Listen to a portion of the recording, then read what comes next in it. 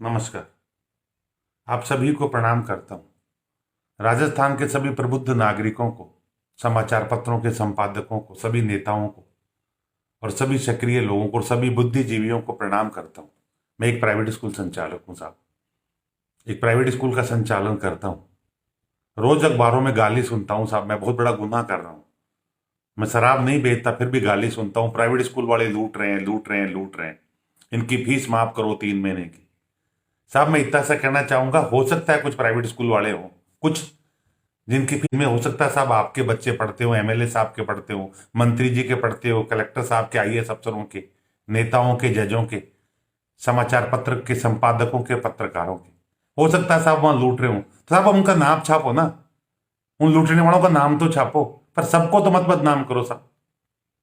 मैं थोड़ी सी आपको बता देना चाहता हूं साहब, हम कौन है। हम एक बीएड किए हुए लोग हैं जो सरकार से नौकरी मांगने गए थे। सरकार के पास नौकरी नहीं थी साहब, तो हमने सोचा शिक्षा का काम कर लें। तो जब गए तो मालूम चला एक आदमी तो स्कूल नहीं खोल सकता, एक समिति बनानी पड़ती है, फिर उसको रजिस्टर्ड करना पड़ता है, न लाभ न हानि लिखना पड़ता है। पर साहब धोखा देखिए वहां, वो समिति ये नहीं कहती पैसा कहां से लाएगा। फिर हम साहब इधर उधर से कर्जा करते हैं, उधार करते हैं। कानून में तो कोई सुविधा ही नहीं है साहब। उद्योग को, व्यापार को, दारू की दुकान खोलने वाले को लोन मिलने की सुविधा है, पर साहब हम स्कूल वालों को कोई सुविधा नहीं है। हम खुद ही जमीन लेते हैं साहब, ये जमीन भी हम ही खरीदते हैं, या फिर अपने घर में स्कूल खोल लेते हैं नीचे और 2 कमरे में ऊपर रह लेते हैं। कानून में तो कोई प्रावधान नहीं था। हम बिजली का कॉमर्शियल बिल देते हैं, हाउस टैक्स देते हैं साहब। फिर जमीन का हमें कन्वर्जन कराना पड़ता है साहब। फिर 10 से 12 लाख रुपए दे के मान्यता लेते हैं साहब। अब कहां से लेंगे साहब ये खर्चा कहीं से तो निकलेगा ही ना। सरकार हमसे शर्तें भरवा लेती है साहब। टीचर को तनख्वाह नहीं दे तो कार्रवाई करे, बच्चे को पढ़ाए, बच्चा फीस नहीं दे तो उसका नाम नहीं काट सकते साहब, उसकी टीसी नहीं रोक सकते, उसकी मार्कशीट नहीं रोक सकते। वो बोर्ड से जाके डुप्लीकेट मार्कशीट ले आता है। और मजे की बात लो साहब, अगर बोर्ड में हम 500 रुपए फीस जमा नहीं करें तो बोर्ड एग्जाम नहीं लेता। सरकार की मान्यता की फीस हम 1 घंटा लेट दे दें तो डबल लगती है साहब। और हमें फीस अगर 12 महीने के 12 साल नहीं मिले तो कोई इलाज नहीं है साहब। इतने करके घर घर चलाते हैं साहब। एक छोटे छोटा स्कूल संचालक होता है ना साहब, उसके यहाँ भी 20 लोगों के घर पड़ते हैं। टीचर से लेके, बाईजी से लेके, गार्ड से लेके, ऑटो वाला भी हमारे भरोसे खाता साहब। कुछ लोग हमारे स्कूल के बाहर परचूनी की दुकान खोल लेते हैं, बीड़ी बिस्कुट बेच के अपने बच्चों का और अपने घर का पेट पालते हैं साहब। हम क्या गुनाह कर रहे हैं साहब। हम राजस्थान के 91 लाख बच्चों को पढ़ा रहे हैं। सही पूछो तो हम आपका बहुत बड़ा भला कर रहे हैं साहब। अभी राजस्थान सरकार के पास 60-70 लाख बच्चे पढ़ रहे हैं, उनकी 42,000 करोड़ बजट है। ये 91 लाख बच्चे भी सरकारी स्कूल में पढ़े तो कितना बजट हो आप सोच सकते हो क्या साहब। इतना बजट है हमारी सरकार के पास, इतनी बिल्डिंग है।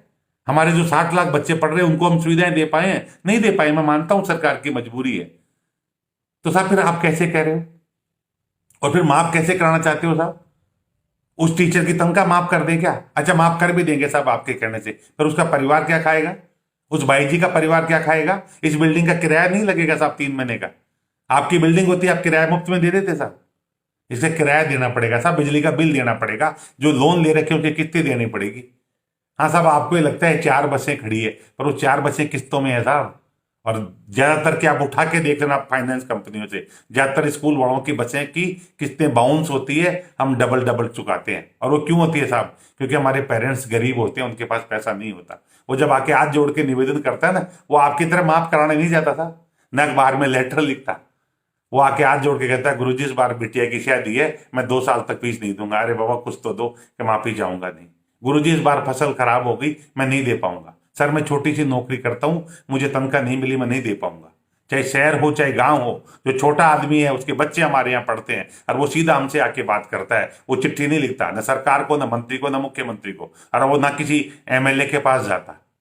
ये तो कुछ लोग हैं साहब आप, जो बड़े बड़े स्कूलों में बच्चे पढ़ाते हो अपने उसके लिए, ईगो सेटिस्फाई करने के लिए, अपना आपका स्टेटस दिखाने के लिए बड़े स्कूलों में बच्चे पढ़ाते हो, और फिर फीस माफी की बात करते हो साहब। मत पढ़ाओ ना उनके, हमारे भेजो। मेरा नाम नोट करो साहब, अनिल सर, मैं जयपुर से हूं, मानसरोवर से। आप मेरे पढ़ाओ ना, आप 6 महीने बाद दे देना, और उनकी आधी दे देना, और उनसे अच्छा बच्चा नहीं पढ़ाऊं तो बताना। लेकिन नहीं साहब, आपको तो नाम चाहिए ना। तो साहब फिर नाम है तो पैसे दो साहब, मैं क्या कर सकता हूं इसमें। आप क्यों माफ कराते हो? और अपने स्कूल का नाम लिखो साहब, सबकी मां मत करो।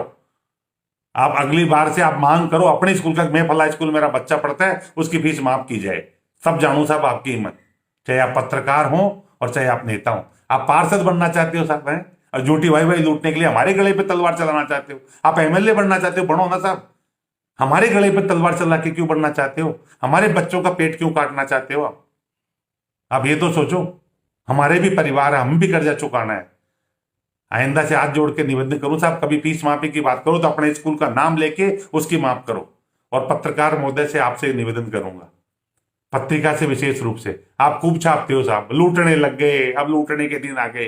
अरे साहब, अखबार, कोरोना में अखबार आया था, रोज आप लिख रहे थे इनको पैसा दो, इनको पैसा दो, इनको पैसा दो, एक सेवा की खबर है साहब, सभी कर रहे हैं।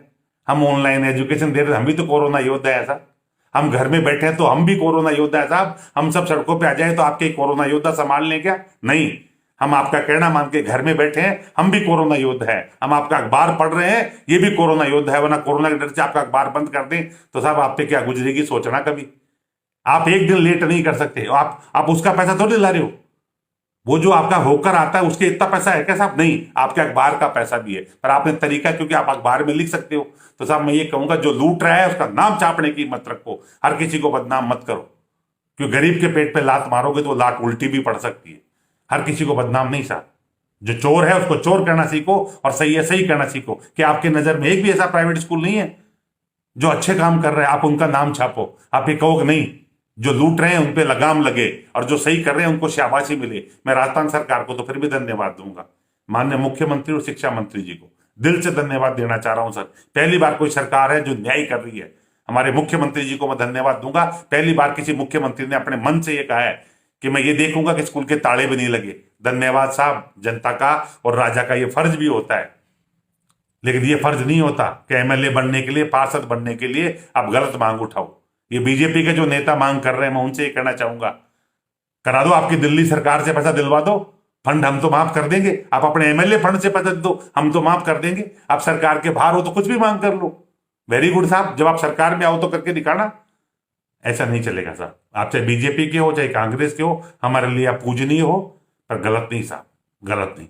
जय हिंद, जय भारत।